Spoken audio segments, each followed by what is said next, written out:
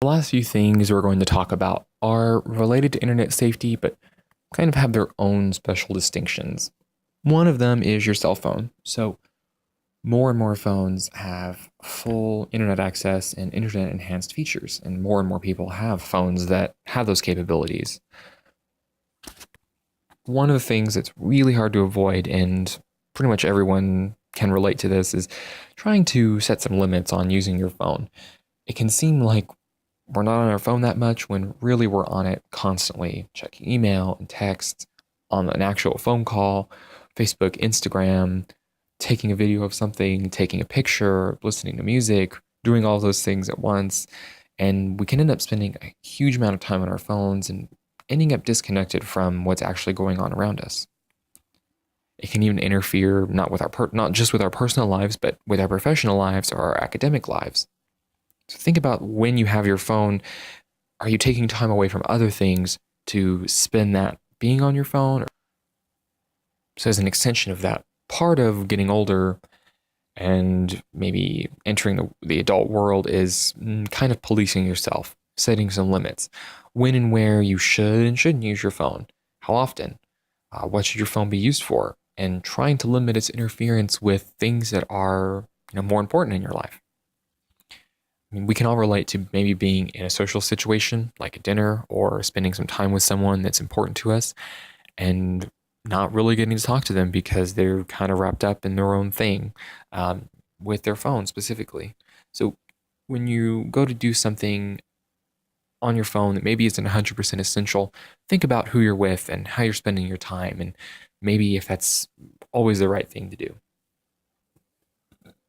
Something else to think about when using the internet from your mobile phone is something we briefly talked about before, and that's the special privacy concerns that come along with your cell phone. So one thing you might not know is your phone is fully trackable. So when you give permission for programs to access your location, they can literally follow you in real time, and that's something to think about.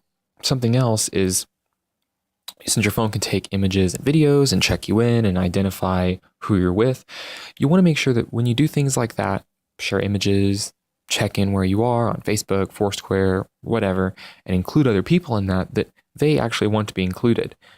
It might seem silly or arbitrary, but some people do think about their privacy in different ways and take it very seriously, and they may not always want to be included, or they may have some sort of special life situation where it's a bad idea.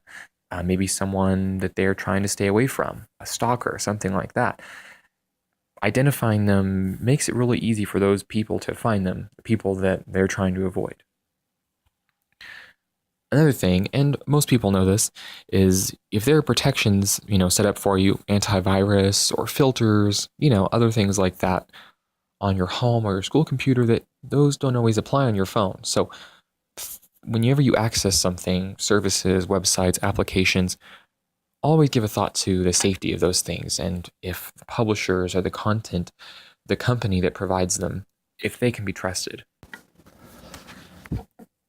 So the final risk or topic we want to talk about with our cell phones is a little racy, but I think it's important that we talk about it, and that's sexting. As you can see on the slide, we can safely say that it's one of the worst ideas ever.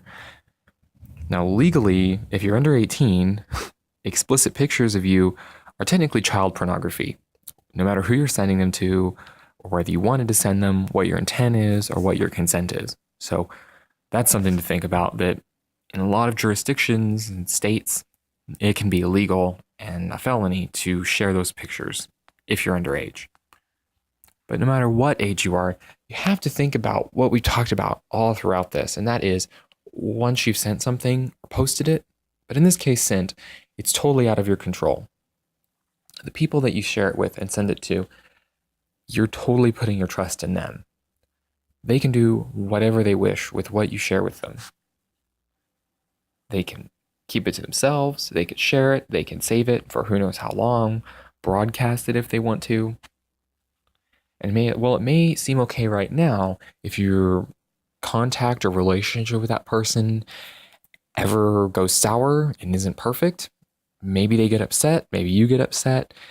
As revenge, it would be really easy to send that picture out. So really, it's better to not. One thing to think about is your reputation. These racy pictures and messages always sort of have a way of finding themselves in the wrong hands. So when you send something, think about, if everyone were to see this, would I be embarrassed, or would that be okay? Is this something that I would want directly associated with me? Another thing to think about is actually protecting your cell phone itself. Only give out your phone number to people that you know. Don't give out other people's numbers without their permission. I'm sure we've all gotten a text or a call from someone and had no idea how they found our phone number, probably because someone gave it to them without our permission. And finally, lock your phone. A lot of people do, but some people don't. But it's a small step that you can take to keep your data and your identity safe online. If someone were to steal your phone, depending on how long they have it, it's really easy to find out a lot about you and get access to your data and start compromising things.